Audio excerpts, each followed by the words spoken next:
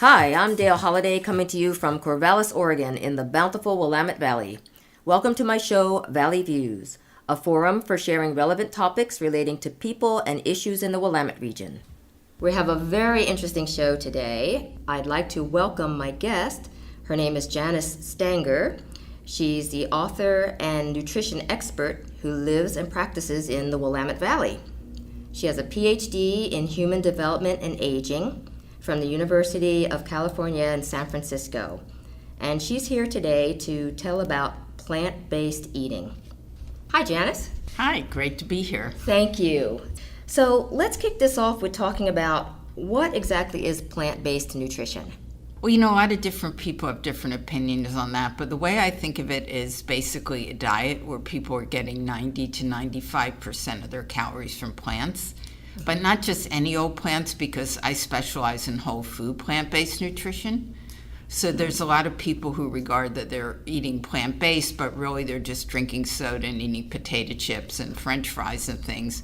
Whereas I specialize in whole foods eating, which really boils down to fruits, vegetables, nuts, whole grains, and beans and peas and lentils and things like that. So that would be the whole grain. So when you're getting 90 to 95% of your calories from whole plant foods, then you're basically on a whole food plant-based diet. Very good. Sounds pretty yummy, too. Potato chips and soda, might be plant-based, but doesn't sound very healthy. No, definitely not. And once you get on this diet, there's a lot you can eat. I mean, not just salads, that's what people think, but also you're eating burritos and enchiladas and sandwiches and soups and rice and pasta dishes and even healthy desserts. I mean, there's lots of good things you can have. Well, before we get into more of what the diet entails, do you mind talking about how you got into this? Yeah, it's something I would never have thought to get into because I grew up in Philadelphia just basically eating meat and just ate I did tons too. of meat. You didn't know that, yeah. yes. Uh-huh. Yeah, so you know about the pastrami and corned beef and steak sandwiches. Cheesesteaks, Yeah, yes. Exactly. When my children, I was living in California at the time, and my children were 11 and 13. I have two daughters. They decided pretty abruptly and for no apparent reason they weren't going to eat meat. So I was desperate. I tried really hard to get them to eat it because I thought they were going to die of malnutrition or something, Right. and they wouldn't do it. So then I had to start researching nutrition, and I started reading medical journals and textbooks and things like that because I was had been affiliated with a medical center, and so I wasn't just reading magazines and usual sources of information and going to medical conferences and things like that. And what I learned really astounded me. I learned that their diet was actually much healthier than a normal American diet. That really interested me, that everything I'd learned up to that point was wrong, and pretty much everything I'd ever learned about nutrition my entire life was turned on its head. So I began doing a lot of research, and the more I learned, I just kind of got hooked on it. And was spending every spare moment I could just doing research and putting thoughts and ideas together in presentations. And eventually I wrote my book, which is called The Perfect Formula Diet. I really just wanted to share this information with people.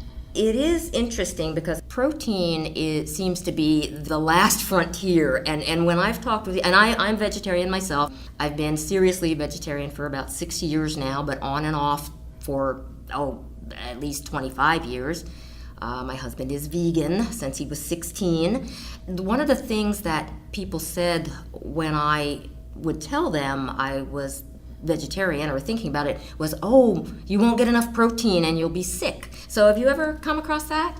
Oh, yeah, people say that all the time. And just for myself, by the way, I've been vegetarian since 1996 and vegan since the year 2000. And whole foods almost since I was vegan. I mean, probably the first 6 months I ate potato chips and fries and stuff like that. But I went on the whole foods path pretty quick, doing that for about 17 years now. But yeah, people do ask about protein a lot. And it's one of the things that really originally drew me into wanting to do nutrition research in this area, because I found there's so many myths out there and so many misconceptions, and it being perpetuated by the government and physicians and the USDA and the media and pretty much everybody, and none of what they tell you about protein is true. In fact, the opposite is actually true. That's a lot of my book is actually about protein and a lot of the myths about it.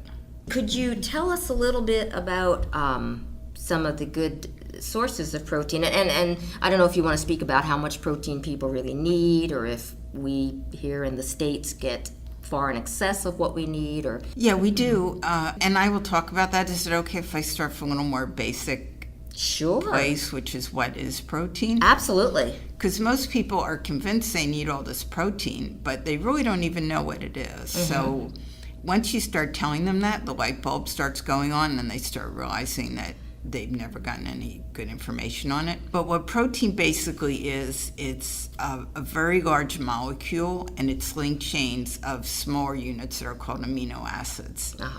And there's 20 amino acids that make up all life in different combinations and permutations. But every life form that's alive on planet Earth is made up of these 20 amino acids. And that includes plants as well as animals.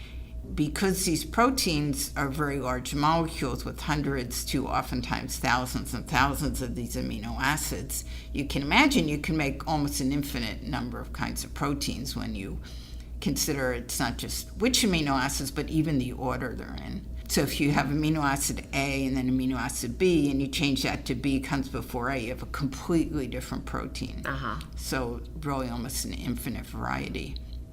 So when you think about the amino acids, there's two kinds. There's essential and non-essential. The non-essential doesn't mean we don't need them. It only means our bodies can make them. So since our bodies can make them, we don't have to worry about eating them. So really, that's a complete non-issue when it comes to nutrition. So we really only have to worry about eating the essential amino acids, of which there's roughly 8. Some people say there's 9. There's a little bit of controversy about it, but basically 8 is the most common number you'll see, so I'll just stick to that one. So here's the question. How did these essential amino acids come about?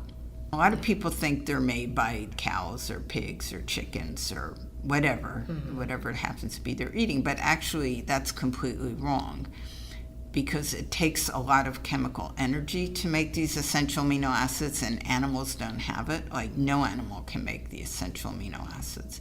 Only plants can, because plants basically are solar powered. As we all know, they're kind of sitting out in the sun and stretching their leaves out, and they get the sunshine all day, and so they're able to make these essential amino acids. And the only reason animals have these essential amino acids is either they ate plants or they ate an animal that ate a plant. But the animals cannot make it. There are just so many myths out there. And when I realized this, when I started reading about protein and rises, I realized that nobody had ever told me the truth about protein in my entire life. And because all plants make all amino acids, they all have amino acids. You hear about, oh, such and such a plant has incomplete amino acids. Well, no, that's a complete lie, because a plant wouldn't be alive. It would be like a rock if it didn't have all the amino acids. People tell you, oh, protein's such a rare food, you know, you have to get it from special sources, and if you're vegan, you have to eat a lot of beans or, you know, nuts or whatever. Again, that's a complete lie. All plants have amino acids, even fruits. Protein's one of the most abundant nutrients there is. It's almost impossible to put together a protein deficient diet, as long as you're getting enough calories. Yes. And when you see people lacking protein in, say, starvation situations, you know, very sad situations where people are malnourished and they're dying, and protein's one of the things they're lacking. You know, these people are lacking food. They're starving. They're basically starving to death. Yes, So yeah, they don't absolutely. have enough protein. They also don't have enough fat. They also don't have enough carbohydrates and not enough calories total. Yes. So they're suffering severely.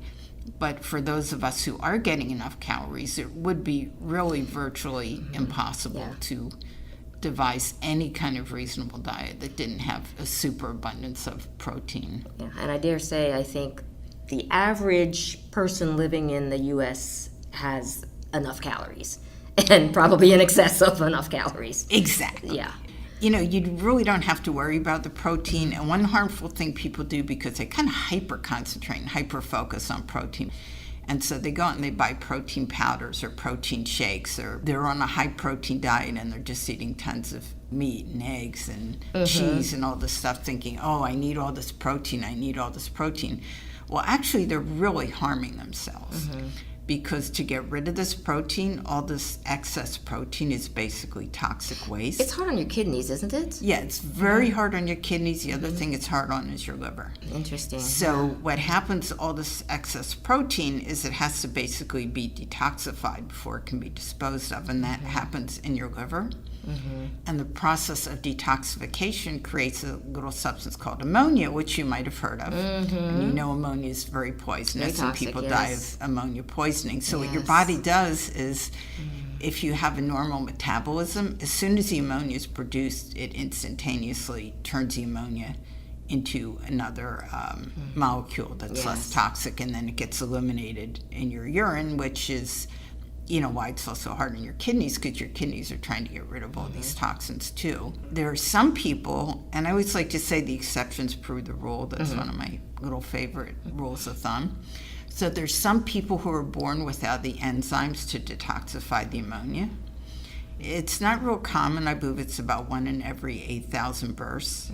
And sometimes it's not that serious an issue because the person might still be able to produce some enzymes, or maybe the enzyme they're lacking isn't the most critical one, because it takes quite a few enzymes to go through this detox process.